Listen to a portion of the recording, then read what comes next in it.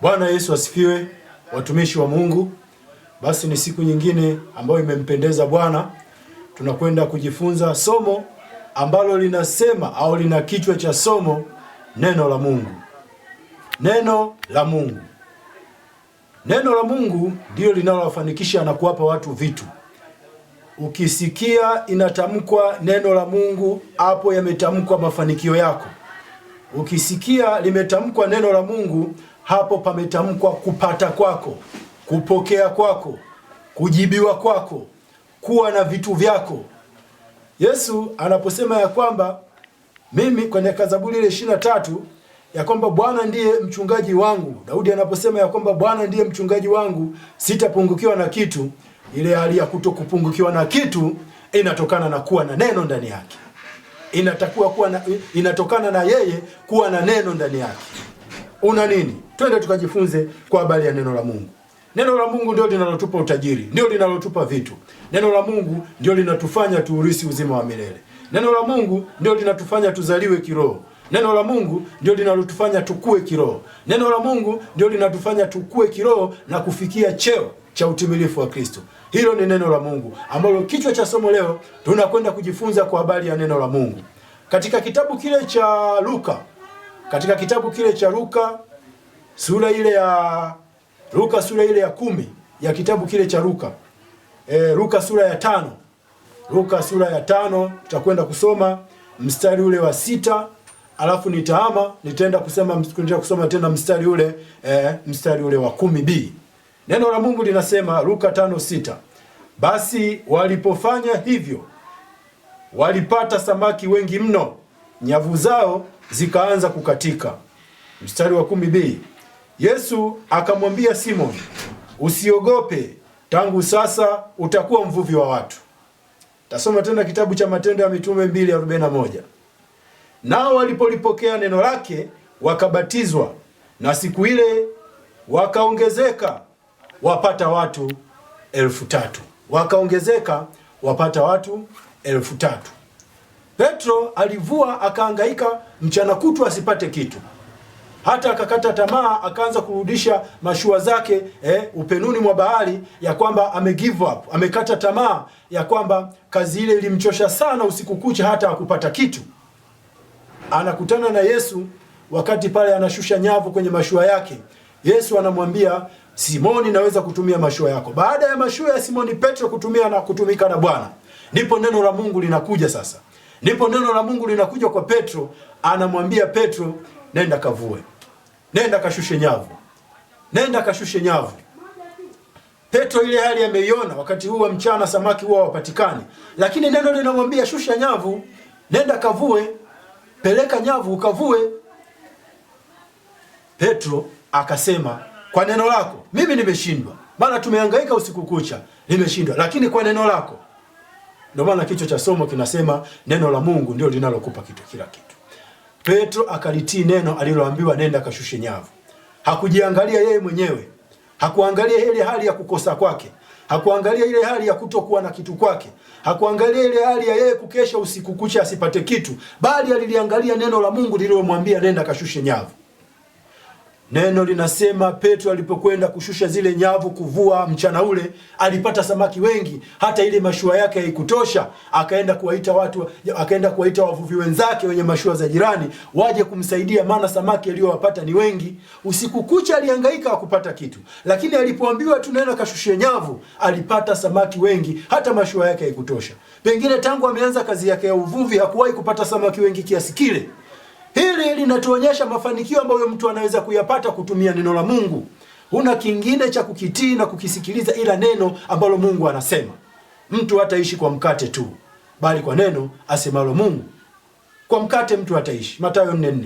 Mtu hataishi kwa mkate, bali kwa kila neno asemalo Mungu. Kila neno litokalo kinywani mwa Mungu ndio litakalo kufanikisha. Ndio litakalo kupa wewe kitu. Ndio litakalo kupa wewe utajiri. Tunalipataje neno la Mungu? Mungu anasema wakati gani? Unapomwomba Mungu, unaposema na Mungu yeye anasema. Unapokuwa kwenye maombi, unaweza ukaisikia sauti inakwambia kitu. Ukiwa katika hali ya kuomba katikati ya maombi, utasikia sauti inakwambia kitu. Unapoombea jambo fulani, una uhitaji fulani, ndio maana imeandikwa kwenye Zaburi ile 23 kwamba Bwana ndiye mchungaji wangu, mimi sitapungukiwa na kitu. Mimi nina kila kitu. Kila kitu ukipata hivi hivi kwa kumwomba Mungu. Kwa hiyo Mungu anatoa njia ya kupata vitu. Unapokuwa kwenye maombi, unapopeleka haja zako mbele za Mungu, Mungu utasikia sauti lazima tu itakwambia kitu. Isiposema wakati pale unaomba, itasema wakati umelala, itasema na wewe wakati unatembea, itasema na wewe wakati unafanya shughuli zako. Unatakiwa uwe connected muda wote kusikia Mungu anasema nini, maana hayo ndio mafanikio yako. Vijana wanasema huu ndio kutoboa kwako, ndio kupata kwako, ndio kushinda kwako, ndio wewe kuwa na vitu. Yaani kile atakachosema Mungu ndio wewe kuwa nacho, kuwa na vitu, ndio ile hali. Kwa hiyo Mungu anasema kila siku. Unatakiwa muda wote uwe tayari, antena zimetega kusikia Mungu atasema nini kwa habari ya kile ulichomuomba. Asipokujibu wakati unaomba, atakujibu wakati unatembea, atakujibu wakati umelala kupitia ndoto, atakujibu wakati unakula chakula, atakujibu wakati wowote. Unatakiwa uisikie sauti ya Mungu anaposema nawe ili uweze kufanikiwa. Muombe Mungu. Kwa hiyo Petro akavua samaki wengi sana. Lakini kuna kitu Yesu alimtamkia. Kuna kitu Yesu alimtamkia. Ya kwamba Petro, usione ya kwamba umevua wa samaki, mimi ninataka kukufanya wewe kuwa mvuvi wa watu. Ninataka kukufanya wewe Petro kuwa mvuvi wa watu. Kupitia wewe Petro utavua watu wengi. Hapo umeona umevua samaki. Hii ni picha tu ya kimwili. Lakini ulichokivua kwenye ulimwengu wa roho ni zaidi ya hawa samaki. Ulichokivua kwenye ulimwengu wa roho ni zaidi ya hawa samaki, ni hawa watu ambao ninakutamkia mimi kwamba nitakufanya kuwa mvuvi wa watu. Lakini Petro hakuelewa neno kwa kipindi kile. Petro aliona samaki tu. Kupitia wale samaki ambao Petro aliwaona. Na kwa wakati ule Petro alikuwa hajaokoka bado. Kwa sababu wokovu ulikuwa bado hujapatikana. Kwa sababu Yesu alikuwa hajafufuka bado na kutupa wokovu.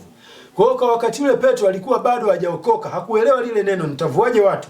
Nitawezaje mimi kuwa mvuvi wa watu? Yeye aliona tu wingi wa samaki. Lakini kwenye ulimwengu wa roho neno hili linakwenda kutafsiriwa sasa kwenye kitabu kile cha Matendo ya Mitume ambacho tumekisoma.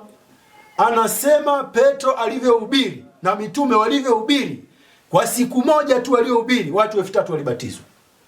Watu zaidi ya 3000 walibatizwa. Watu zaidi ya 3000 waliokoka. Je, sio samaki hao?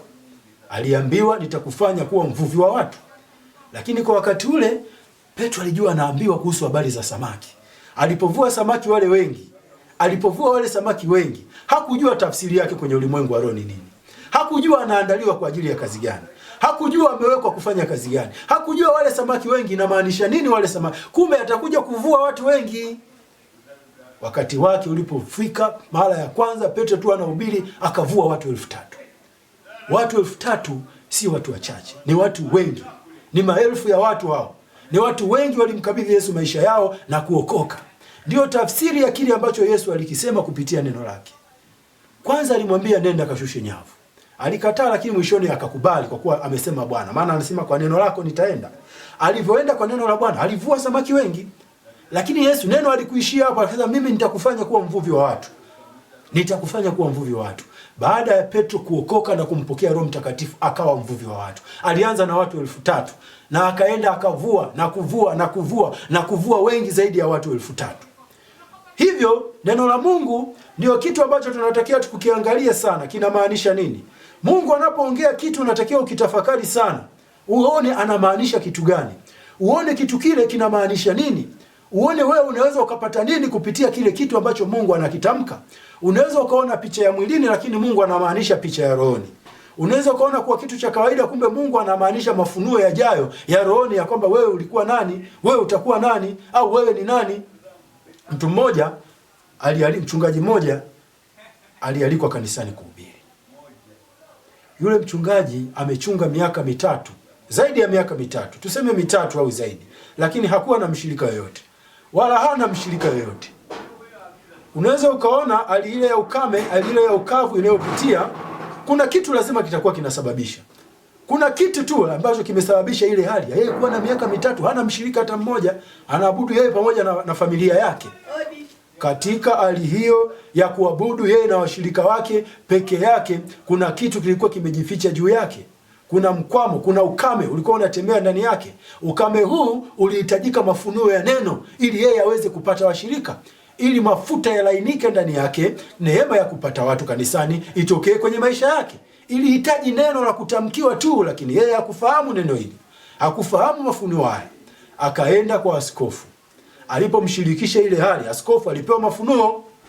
Alipewa mafunuo kutoka kwa Mungu, neno ambalo linamfaa na neno ambalo limekusudiwa kwa huyu mchungaji ambaye ana washirika ili apate ushirika. Alipoenda katika kanisa la askofu mkuu, akapewa kuhubiri kanisani hiyo siku ya Jumapili. Lile kanisa lina watu wengi, lile kanisa lina washirika wengi. Tafsiri yake ya kupewa pale kuhubiri, anaposimama mbele ya madhabahu kuwahubiria wale watu, ina maana kwenye ulimwengu wa roho kwamba yeye ana kanisa kubwa, yeye ana watu wengi. Yeye sasa kanisani kwake watu wataokoka na atakuwa na kanisa kubwa, aidha mfano wa lile alilosimama kuhubiri au zaidi ya watu wale. Ndio ufunuo ambao Mungu alimpa yule mtumishi wa Mungu kwa habari ya yule mtu, kwa nini hana washirika muda wote. Kwa hiyo kila jambo linalofanyika, kila jambo hitaji ulilonalo, unahitaji neno la Mungu kukufanikisha wewe, linahitaji neno la Mungu kukuvusha wewe. Pengine una mahitaji, una chochote, unaomba maombi, unaomba ukiwa na haja fulani mbele za Mungu, unamwomba Mungu ukitarajia upokee kutoka kwa Mungu. Pale baada ya kuomba unahitaji ulisikilize neno ambalo litakwambia nini. Mungu anaweza akakuelekeza kupitia Roho Mtakatifu kwenye Biblia. Bwana Yesu anaweza akasema na wewe, akakuongoza kwa Roho Mtakatifu, majibu yako yapo kwenye andiko fulani kwenye Biblia. Au ukaisikia sauti tu kutoka ndani yako, ufanye kitu gani? Ile sauti sasa ndio kutoboa kwako, ndio kufanikiwa kwako, ndio kupata kwako. Si neno la Mungu. Neno la Mungu. Pengine neno lile ambalo utaelekezwa kwenye Biblia, pengine huwa unalisomaga siku zote. Andiko huwa neno huisha. Neno ndilo linalofanya kupata kitu, sio andiko. Yale maandiko tu kwenye Biblia. Lazima neno lile lipate uvuvio wa Roho Mtakatifu. Andiko lile livuviwe na Roho Mtakatifu, ndio liwe neno la kuweza kukupatia wewe unachokihitaji. Cha kuweza kukupatia wewe hitaji lako. Bwana ndiye mchungaji wangu, ninacho kila kitu. Tafsiri ya kwamba sitapungukiwa na kitu ina maana ninacho kila kitu. Ninavyo vitu vyote. Mimi nina kila kitu. Ndivyo tunavyopokea kutoka kwa Bwana. Ndivyo Petro akafanyika kuwa mvuvi wa watu wengi kutokana na neno ambalo Yesu alimtamkia, kutokana na neno ambalo Yesu alilisema. Mafanikio na yanayotutokea sisi ni yale ambayo Mungu amesema. Mungu Yesu Kristo alimwambia Yohana. Yesu Kristo alimwambia Yohana ya kwamba mimi nataka wewe ukae hata nijapo. Nataka wewe ukae hata nijapo. Yesu alimwambia yule mwanafunzi apendwaye sana, alimwambia Yohana kwamba mimi nataka wewe ukae hata nijapo. Nini tafsiri ya kukaa hata ajapo? Mitume wote walikufa. Wote walikufa, lakini Yohana yupo. Walimweka kwenye mafuta, pipa la mafuta linalochemka. Yohana yupo. Kila walichomfanyia kumuua, Yohana hakufa. Walijaribu kila walichoweza kumuua, Yohana hakufa, kwa sababu neno lilisemaje? Nataka wewe ukae hata nijapo. Yesu alimwambia nataka wewe ukae hata nijapo. Wakasema sasa huyu tumkomoe, tumpeleke kwenye kisiwa chenye baridi kali. Tusimpe chakula, tusimpe maji, tusimpe chochote, tumpeleke kule kwenye mabarafu kule na baridi kali, atakufa tu huyu. Kumbe ndiko wanampeleka kwenye kukutana na Yesu sasa. Kumbe ndiko wanampeleka kwenda kupokea lile neno litimie kwamba wewe hautaondoka, wewe utakaa hata mimi nijapo. Bwana akaja. Yohana anatuambia alimuona Yesu miguu yake ikiwa kama shaba iliyosuguliwa sana. Macho yake ni kama mwali wa moto. Alimuona Yesu Yohana. Ndipo lile neno anasema wewe utakaa, utaondoka, utakaa hata nijapo. Naomba unitafute. Namba yangu ya simu ni 0717 75 63 17. Kama unahitaji maombi, kama unahitaji maombezi, kama unasema nataka nimpokee Yesu awe Bwana na Mwokozi wa maisha yangu, nipigie. Kama unahitaji lolote, unataka neno la Mungu libadilishe chochote kwenye maisha yako. Nasema kama unahitaji neno la Mungu libadilishe chochote kwenye maisha yako, naomba unitafute. Naomba unitafute. Yesu yupo kusema na wewe. Yesu yupo kukupa kile unachohitaji kupitia neno lako. Naomba usipuuze, unitafute. Shalom shalom. Mungu awabariki. Amen.